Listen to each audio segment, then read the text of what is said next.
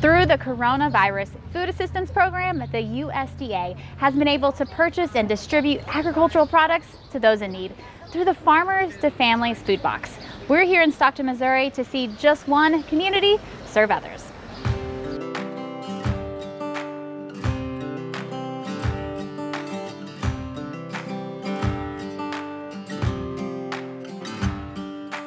Dr. Snow, you have been a superintendent here in this community for a number of years, but it's also home. Yes. So let's talk about Stockton. Give me the demographics of the community. We have around a 62% free and reduced lunch rate. We have quite a number of unemployed people that struggle in our community. So the need for food is definitely here. So let's talk about how you learned about the USDA Farmers to Families Food Box Program. What put it on your radar? Well, I saw it on the news, and so I was familiar with the program, and I got an email from our Department of Education, and I saw the email and thought that would be a great thing for our community. So I reached out to our Stockton Area Ministerial Alliance Food Pantry, and they thought it was a good program, but they just really didn't have the capacity to deal with it.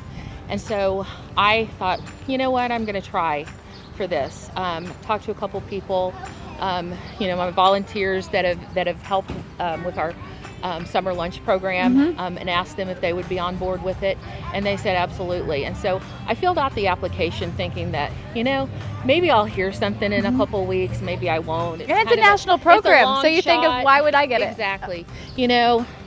Not really having, much confidence that I would hear anything.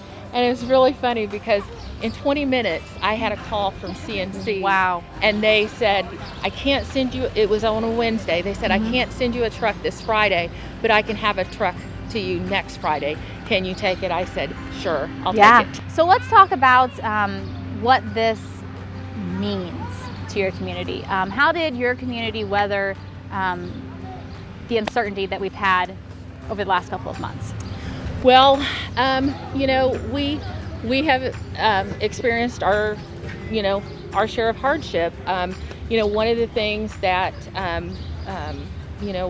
we talked about was when we closed the school, the concerns that parents had was how are they going to feed their kids. And so one of the things that we did, we were providing 2 meals. We're a 4-day school week. And like many in this area.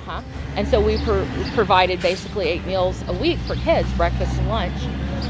And we were able to take advantage of the summer food program and provide meals for kids. We did pickup locations in the district. We did some home delivery for people who could not pick up, and we were feeding we still are through June 30th. And this started back in March, right? Feeding about 400 kids a day, breakfast and lunch, and we were able to do that 7 days a week. So who qualifies to receive this food? The program said that they just had to be in need of food. So there are no income guidelines. We don't ask for any paperwork.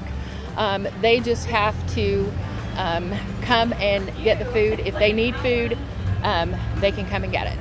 We've been trying to pass out a box of food per family. If they have a large family, we'll give them more than one box. But we have several that are picking up for friends and neighbors and older people in the community. We have a church that has been delivering to older people who can't get out. And so it's been a real community effort. I'm really kind of proud of our community.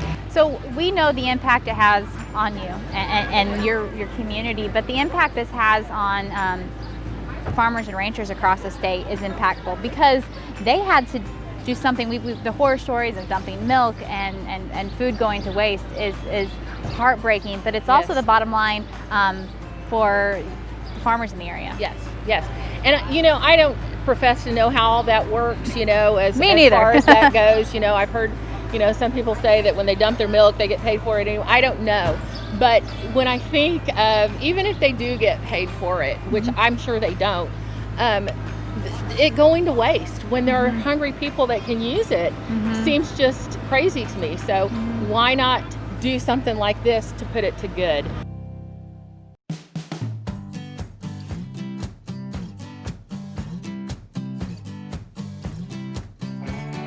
Going into the fall in this school district, and many alike, what does it look like? You know, I know that it will be different. And you know, that's something that we've tried to plan for. There are all sorts of guidelines out there, but you know, quite honestly, we don't really know. You know, we in education are kind of good at this. We have to plan for things that may or may not happen, and that's kind of the state that we're in right now. So you know, my heart is with my administrative team and my new guys that are here trying to make those decisions. You know, it's going to be different. I do know that teachers and administrators, educators across the country will be doing what they can, you know, doing the best thing for kids.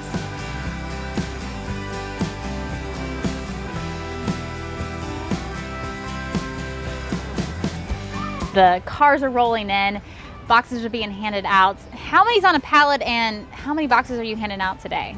I believe there are about 40 boxes on a pallet, and we are passing out 800 boxes of fruit and vegetables today. Did you know at the very beginning, putting all this together, did you think that you'd be able to empty an entire truck in this short amount of time? Well, I was a little skeptical. I was afraid that I would have a whole bunch of fruits and vegetables left at the end of the day, and worried what I would do with them. But luckily, that didn't happen.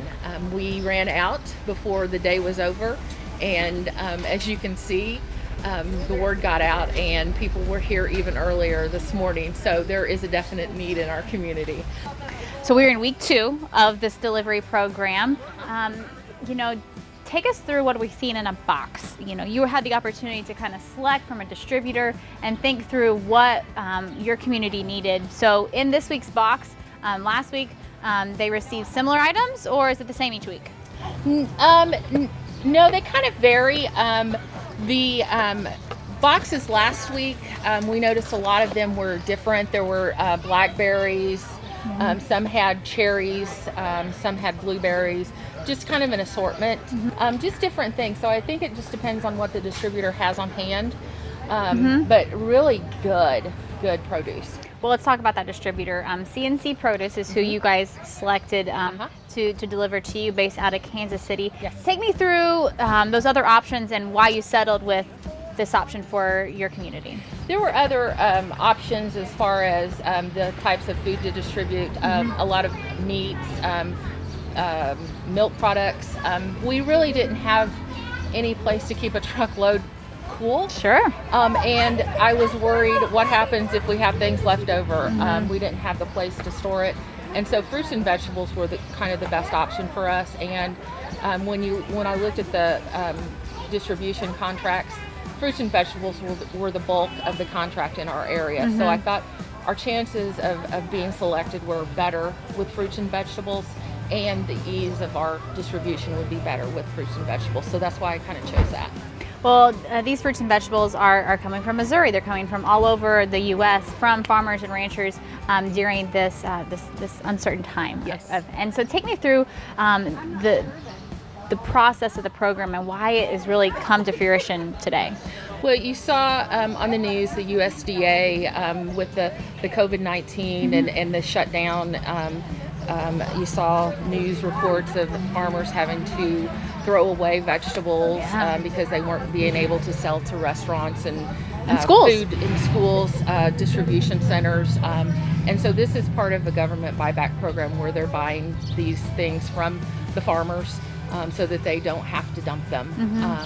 And so it puts money in their pocket and also fills the need in the community. Our community, we have a community that is food insecure, and so this helps people in our community as well. And so many rural communities across the state and urban areas are food insecure, and that's probably one of the most misconceptions about what a community, what a school district provides those kids and what they're missing being home. Yes, Absolutely. It's funny because education is a lot more than just, reading and writing. It is.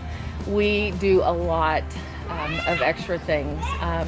And, when we had to close the school, the biggest thing or concern that I had heard from parents was not how am I going to teach my kid math facts, or how am I going to teach my kid how to read. It was how am I going to feed my kid? And that was really the biggest concern, the biggest thing that I heard, and that really kind of gave me a clearer picture of how our community was struggling even before people were laid off due to the virus. I've always said if you want to know who the hungry kids are in a school district, go to breakfast, because kids that are hungry, they are fighting for their place in line to get breakfast in the morning because they are truly hungry.